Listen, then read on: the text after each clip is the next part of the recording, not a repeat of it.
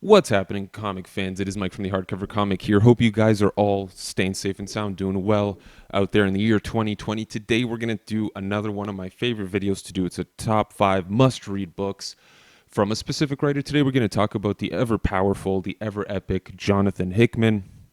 An incredible writer. I get very, very excited. There are few writers who get me as excited as Jonathan Hickman. When he's writing something, especially at Marvel, it's going to be huge, epic, and very well put together, very thought out, with a lot of moving pieces. So here are 5 must-read comic runs or series by Jonathan Hickman.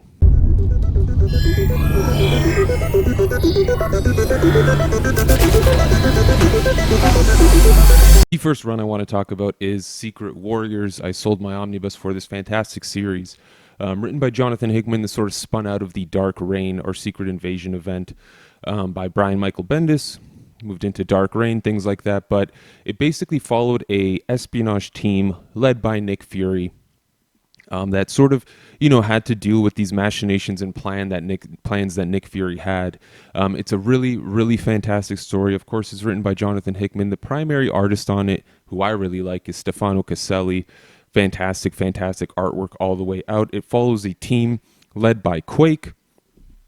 Quake is Daisy. I forget what her last name is, Daisy, but she causes quakes, of course. You got other team members like Stonewall, Slingshot, Manifold, the Druid, and Phobos. A really fun team with a lot of lesser known characters, which is great because Jonathan Hickman can kind of do whatever he wants with them, right?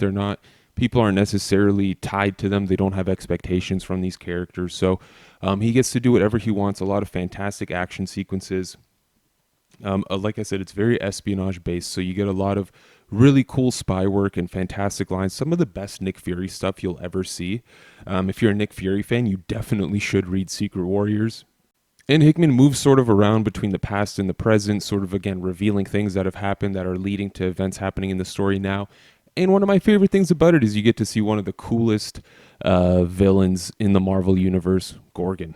So if you're looking for something different, lesser known characters, sort of one of Hickman's earlier works at Marvel Comics, this was around the same time he was doing Fantastic Four, I highly do recommend checking out Secret Warriors. The second book run I want to talk about is also another Marvel run. I had mentioned it when I talked about Secret Warriors, Fantastic Four. So Jonathan Hickman started writing Fantastic Four in the year 2008, I believe.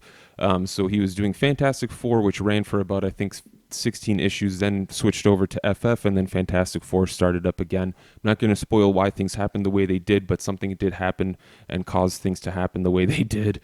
There were 2 amazing Omnis for this series. Both of these series, I don't have either Omni. They're very, very hard to get. Hopefully we see reprints soon. But what a fantastic run.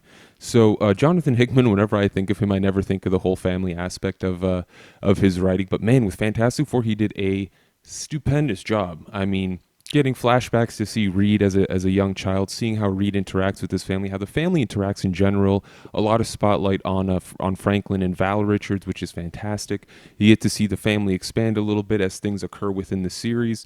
I mean, what doesn't happen in Jonathan Hickman's Fantastic Four? You get time travel, you get multiversal traveling.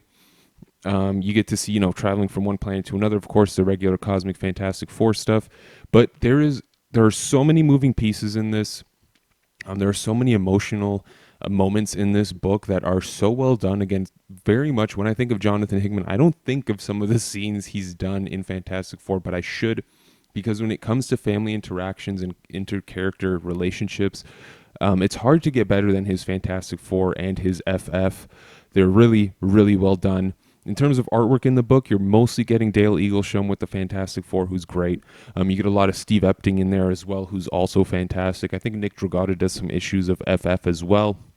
Stellar artwork all the way throughout.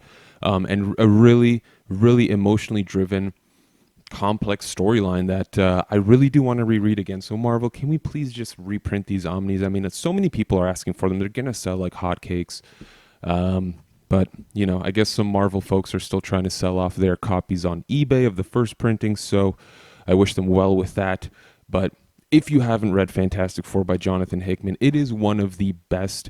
If you've never been a fan of Fantastic Four, check out his run and tell me you're still not a fan of the Fantastic Four. It's seriously the best Fantastic Four run ever. Next up, we'll switch things up a little bit. It's going to be a lot of Marvel in this video because Jonathan Hickman crushes it at Marvel. But I wanted to talk about one non-Marvel book, East of West, The Apocalypse. What a great run. This is Jonathan Hickman, of course, writing it with artwork by Nick Dragotta. The series is wrapped up. From what I know, there's going to be a third deluxe hitting the shelves this year. Very excited, which is going to collect year 3 of The Apocalypse, collecting the remainder of the East of West series. There are 2 deluxes available right now. I've seen a volume 1 on Amazon in Canada, so I don't think these are out of print yet, but I'm surprised because it's such a fantastic series. It essentially follows the 4 horsemen of the apocalypse in this sort of dystopian future world. Very different from our own, but also with some similarities. It's so good. So right at the start of the story, you get to see three of the horsemen reborn, but the 4th one's missing. Death is missing. And you find out what Death is up to, what he's been up to, what the world has thrown at him, the state the world's in. You have this inner grouping of, secretive members, powerful people that meet up to basically try to bring about the end of the world, try to bring about the apocalypse using the horsemen and the message, as it's called. That's a very similar theme in a lot of Hickman's books, is these little groups getting together and doing these epic things behind the scenes. But so much happens in this book, and it's all so well done. Some of the most epic dialogue you'll ever read. Nick Dragotta's artwork is to die for. It's spectacularly beautiful. The action sequences are incredible, just so beautifully rendered. I mean, it's such a fantastic world. It's such a fantastic story. You get sucked in as soon as you start reading it. And as you keep getting these twists and turns, it gets harder and harder to put the book down because Hickman's introducing you to new aspects of this universe. He's introducing you to the past and the present. You're getting flashbacks. You get little predictions of the future. You start learning about the message, as it's called, and you start learning more about all these characters. Very, very well done. One of my favorite Image titles that I've read. I can't wait to get the 3rd deluxe edition on my shelf to have the full, complete story. A really nice, lengthy Jonathan Hickman book where he's doing whatever it is he wants to do with whatever kind of characters he wants to come up with. Can't get better than that. Check out East of West. Next up, another Marvel book. Listen, Jonathan Hickman has done a lot of amazing Marvel work. I'm not the biggest fan of Marvel comics, but credit where credit's due. Whatever Jonathan Hickman seems to touch there turns to gold. Next up is Avengers. His run on Avengers was sort of around the time I was starting to get into the monthly comic buying, getting my pull list going. And he wrote Avengers and New Avengers, both running sort of concurrently with one another, with the event Infinity, and of course ending with the event Secret War, which was fantastic. I mean, Secret War I could have done without. It could have been better, but it wasn't terrible. Either way, his Avengers, New Avengers run, massive, epic, sweeping tale that does interact. Both titles do interact with each other. I highly recommend reading both of them. Avengers sort of focuses on I want to say, the front end of the Avengers, where New Avengers deals with, again, this little small group. They call themselves the Illuminati, of about seven Avengers, I think it is, 7 characters within the Marvel Universe, getting together to sort of prevent the end of everything. Really, really incredible. You get some fantastic artists like Carlos Pacheco, Steve Epting's in there again, Lionel Francis Yu, and the list goes on and on. I mean, just nonstop talent helping Jonathan Hickman tell his tale. A very, very complex story. I liked both titles, Avengers and New Avengers, although I did enjoy New Avengers far more. There's an arc in there where, they're trying to prevent the end of a universe, and man, oh man, does it get powerful. Man, oh man, does it get powerful. It's so well done. You see T'Challa, Black Panther, he's dealing with sort of the ghost of his father, while Doctor Strange is losing it. Namor's going crazy. Black Bolt is on a killing streak. It's so good. I really want to reread this book again. I've actually sold my 2 Omnis when they got pretty expensive and I needed the dough. But hopefully we see those reprinted. If not, I'm going to bind those complete collections that have been coming out because it's truly epic. The Avengers title itself, while I did say I loved New Avengers far more, the Avengers title itself is still fantastic. You get to see what Captain America, Hulk, all those characters are up to sort of on the front end as they deal with, other catastrophes happening around the world. AIM is doing whatever they want to do as usual. It's great. There's so much going on in Jonathan Hickman's Avengers run. A lot of, again, fantastic dialogue, a lot of really epic scenes, and I cannot wait to have it in my hands again so I can read it seriously. I'm not the biggest Marvel fan, but Avengers by Jonathan Hickman really did get me excited. The last book, another franchise that Jonathan Hickman's getting me excited about, X-Men.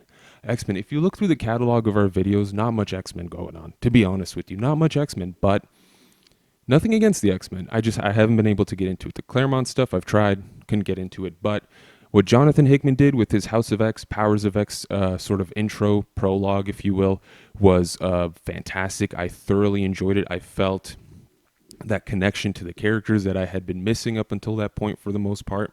As always, he's got a host of incredible artists helping him. Pepe Larraz, R.B. Silva did Hoxpox.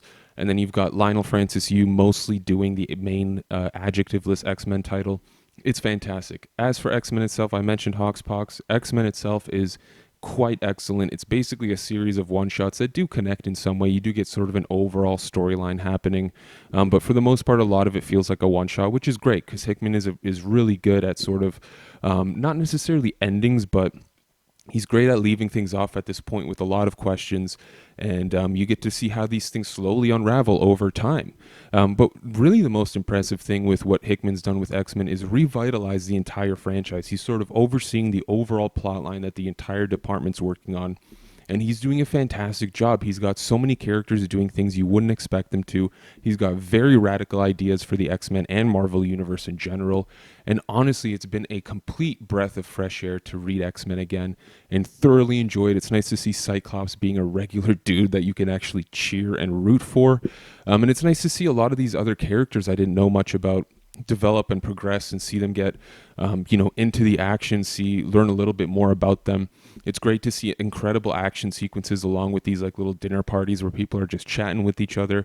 It's a great balance, it's a great revitalization, and it's really the most excited I've been for a Marvel title. So if you've been like me and you've never really been a big X-Men fan, Jonathan Hickman's run is a place to start. House of X, Powers of X, go from there, get into it. All right, those will be my 5 must-read Jonathan Hickman comic series or runs. Of course, there are a lot of other titles, a lot of honorable mentions. He did a lot of Ultimate Comics stuff with Marvel. He did things like Manhattan Projects, I think it was Dead Body Mondays, something like that. He's done a whole bunch with Image miniseries, but I had to choose 5 that I think people must read, and those are the 5 I chose. Look at that, though. It's a completely almost Marvel video here. All right, I haven't spoken about Marvel in a long time. I'm glad I got to today. I'm nothing against Marvel, just nothing's been doing it for me. Jonathan Hickman always does for me, though. What do you guys think of Jonathan Hickman's work? What do you guys think? I guess maybe if there's something at Marvel that reminds you of Jonathan Hickman that you think I may enjoy, please let us know down in the comments below. I do wish Jonathan Hickman would do something with DC Comics because I think it'd be dope, but we'll see what happens. You never know. I'm going to keep my fingers crossed here. I know he's busy with his X-Men stuff, but forget about that. Just come over, go to DC and do something, huh? Give us something real cool. Anyway, thank you all very much for tuning in. Hope you guys are all doing well, safe and sound. Subscribe if you haven't already. This is what we do on a regular basis. If you're interested in winning hardcover comics, every month we do a giveaway on our Patreon. For every $1 you give, you get an opportunity to win. You get one entry into the drawing that we do at the end of each month to win an Omnibus Absolute Edition, Deluxe Editions, whatever it is you want. We try to give back pretty much whatever we get. So check that out if you're interested. And thank you all very much for tuning in. This is Mike from the Hardcover Comic. Until next time, as always, you stay classy, Internet.